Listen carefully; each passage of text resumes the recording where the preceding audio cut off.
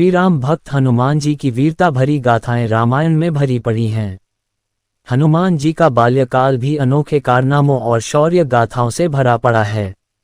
वैसे तो हनुमान जी के बचपन के कई रोचक किस्से हैं, लेकिन आज हम जिस कहानी को बताने जा रहे हैं उससे आपको बाल्यकाल में हनुमान जी के नटखटपन की भी झलक मिलेगी। एक बार हनुमान जी की माता अंजना बाल हनुमान को कुटी में लिटाकर कहीं बाहर चली गईं। थोड़ी देर में हनुमान जी को बहुत तेज भूख लगी। इतने में आकाश में सूर्य भगवान उगते हुए दिखाई दिए। इन्होंने समझा कि यह कोई लाल लाल सुंदर मीठा फल है। बस एक ही छलांग में ये सूर्य भगवान के पास जा पहुंचे और उन्हें पकड़कर मुंह में रख लिया। सूर्य ग्रहण का दिन था। राहु सूर्य को ग्रसने के लिए उनके पास पहुंच रहा था। उसे देखकर हनुमान जी ने सोचा कि यह कोई काला फल है, इसीलिए उसकी ओर भी झपटे। राहु किसी तरह भागकर देवराज इंद्र के पास पहुंचा। उसने कांपते हुए स्वरों में इंद्रदेव से कहा, भगवान, आज आपने ये कौन सा दूसरा राहु सूर्य को ग्रसने के लिए भेज दिया है?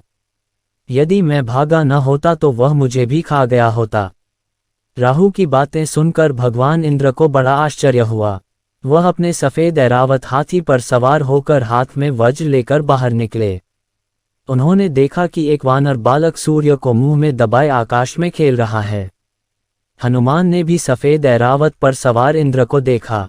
उन्होंने समझा कि यह भी कोई खेलने लायक सफेद फल है। वह उधर भी झपट पड़े। ये देखकर देवराज इंद्र बहुत ही क्रोधित हो उठे। अपनी ओर झपटते हुए हनुमान से अपने को बचाया तथा सूर्य को छुड़ाने के लिए हनुमान की ठुड्डी पर वज्र का तेज प्रहार किया। वज्र के उस प्रहार से हनुमान का मुंह खुल गया और वह बेहोश होकर पृथ्वी पर गिर पड़े। हनुमान के गिरते ही उनके पिता वायु देवता भी वहां पहुंच गए।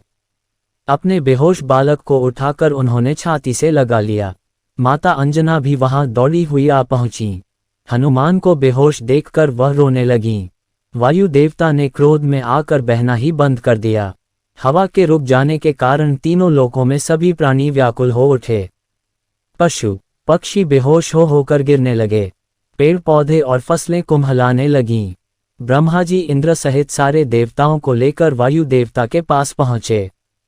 उन्होंने अपने हाथों से छूकर हनुमान जी को जीवित करते हुए वायु देवता से कहा, वायु देवता, आप तुरंत बहना शुरू करें। वायु के बिना हम सब लोगों के प्राण संकट में पड़ गए हैं। यदि आपने बहने में जरा भी देर की तो तीनों लोकों के प्राणी मौत के मुंह में चले जाएंगे। आपके इस बालक को आज सभी देवताओं की ओर से वरदान प्राप्त होगा। ब्रह्मा जी की बात सुनकर सभी देवताओं ने कहा, आज से इस बालक पर किसी प्रकार के अस्त्र शस्त्र का कोई प्रभाव नहीं पड़ेगा। इंद्र ने कहा, मेरे वज्र का प्रभाव भी अब इस पर नहीं पड़ेगा। इसकी ठुड्डी वज्र से टूट गई थी, इसीलिए इसका नाम आज से हनुमान होगा। ब्रह्मा जी ने कहा, वायुदेव, तुम्हारा ये पुत्र बल, बुद्धि, विद्या में सबसे बढ़ चढ़कर होगा। तीनों लोकों में किसी भी बात में इसकी बराबरी करने वाला कोई दूसरा नहीं होगा। ये भगवान श्री राम का सबसे बड़ा भक्त होगा।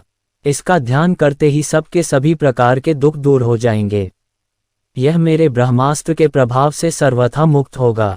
वरदान से प्रसन्न होकर और ब्रह्मा जी एवं देवताओं की प्रार्थना सुनकर वायुदेव ने फिर पहले की तरह बहना शुरू कर दिया। तीनों लोकों के प्राणी प्रसन्न हो उठे।